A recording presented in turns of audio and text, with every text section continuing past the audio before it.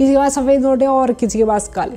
पर इस भेदभाव को खत्म करने के लिए सरकार ले आई है डिजिटल नोट। तो आपके मन में बहुत सारे सवाल आ रहे होंगे, जैसे क्या ज़रूरत है इसकी और क्या फ़ायदा होगा इससे। तो रुक जाओ, सब एक एक करके बताऊंगा आराम से। ब्लॉकचेन टेक्नोलॉजी को बैन करना नहीं चाहते हैं। A currency is a currency only when it is issued by the central bank. वो होलसेल और रिटेल के ऊपर पायलट हो रही है। तो सरकार ने देखा कि बहुत सारे पैसे नीचे से खिसकाए जा रहे हैं जो बिल्कुल भी पकड़ में नहीं आते, और थोड़े बहुत पकड़ में आते हैं तो इन सारी चीज़ों को ट्रैक करना बहुत ही मुश्किल हो रहा था। तब सरकार की नज़र पड़ी क्रिप्टो करेंसी पे। उन्होंने बिटकॉइन को देख कर बोला तब सरकार ने ये बोला कि हम भी बना लेंगे। तो ब्लॉकचेन जो कि मेन टेक्नोलॉजी है क्रिप्टो करेंसी के पीछे, उसे यूज करके सरकार ने निकाल दिया है डिजिटल रूपी या फिर ई रूपी, कुछ भी कह लो। पर आप बिटकॉइन और ई रूपी के बीच में कंफ्यूज मत हो जाना। ई रूपी पूरी तरीके से सरकार के कंट्रोल में है, तो इसकी प्राइस ऊपर नीचे नहीं होने वाली, तो डरने की कोई भी बात नहीं है। आपके मन में आ रहा होगा कि यूपीआई भी सेम काम करता है और वो हर जगह भी है, तो उसे यूज क्यों नहीं करता। तो यूपीआई और ई रूपी दोनों बहुत ही सिमिलर हैं, पर सेम टाइम में दोनों काफी अलग भी है। समझाता हूँ। ये है एसबीआई ई रूपी, और जिन भी बैंक के ई रूपी वाले ऐप्स अवेलेबल हैं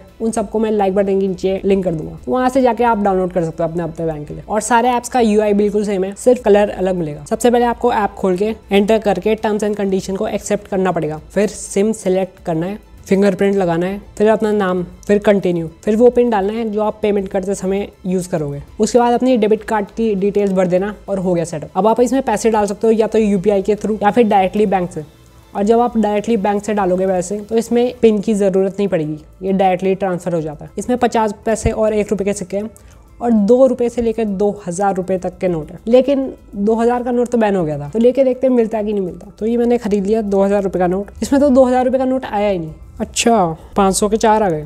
2000 रुपये के नोट के बदले हमें 500 रुपये के 4 नोट मिल गए। जब 500 रुपये का नोट ही देना है तो 2000 रुपये का नोट क्यों रख रखा है। अब इसमें सारे नोट डाल के देखते हैं। तो इसमें एंटर करेंगे प्राइस 888.50, क्योंकि 2000 रुपये का नोट तो मिलेगा नहीं, उसके बाद 500 रुपये का नोट ही मिलेगा। तो अब देखते हैं। हाँ, तो सारे नोट एक एक आ गए हमारे पास और सिक्के भी एक एक आ गए। नीचे आपको रिसेंट ट्रांजैक्शंस दिख जाएंगे और प्रोफाइल में जाके आप अपना QR कोड देख सकते हैं, और इस ऐप से आप यूपीआई के QR कोड को स्कैन करके भी पेमेंट कर सकते हैं। तो आखिर में घूम फिर के सवाल यही आता है कि यूपीआई ही क्यों ना यूज़ कर लें। तो इसका जवाब है कि आगे आने वाले टाइम में ई रूपी ट्रांजैक्शंस करने के लिए किसी भी बैंक अकाउंट की ज़रूरत नहीं पड़ेगी। जैसे आप 500 का नोट इंडिया में कहीं भी कभी भी चला सकते हो और कोई भी मना नहीं करेगा लेने के लिए, वैसे ही सरकार ई रूपी को बनाना चाहती है। और असली लाइफ में जैसे आपका फिजिकल वॉलेट है, वैसे ही इस ऐप के अंदर डिजिटल वॉलेट होगा, और उस वॉलेट के लिए आपको किसी भी बैंक अकाउंट की बिल्कुल जरूरत नहीं पड़ेगी। और इस ई रूपी के कॉन्सेप्ट को यूज करके सरकार एक तीर से बहुत सारे निशाने लगा रही है, क्योंकि इसके बहुत सारे फायदे हैं। पहला ये तो इतने सारे नोट को प्रिंट करना, डिस्ट्रीब्यूट करना, गिनना, इन सब में बहुत सारा पैसा खर्चा हो जाता है, जो कि अब काफी कम हो जाएगा और सारे लोग ई रूपी पे शिफ्ट हो जाएंगे। दूसरा ये है कि जो भी बड़े बड़े ट्रांजैक्शन होंगे सारे वो गवर्नमेंट के थ्रू ट्रैक होंगे, तो किसने किसको भेजा, क्यों भेजा, सारी पोल पट्टी बाहर आने वाली है। और करप्शन भी इससे बहुत कम हो जाएगा। अगर फ्यूचर में नोट्स के बदले इस पे कम्प्लीटली शिफ्ट कर दिया सारे लोगों ने, तो करप्शन तो हो ही नहीं पाएगा लार्ज स्केल में। लेकिन जो भी छोटी मोटी ट्रांजैक्शंस होगी हर रोज की,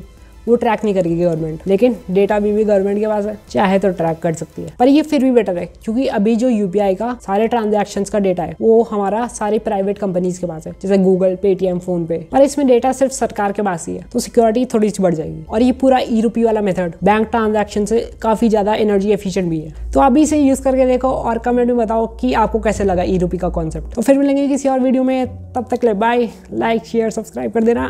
क्या कर रहे हो यार।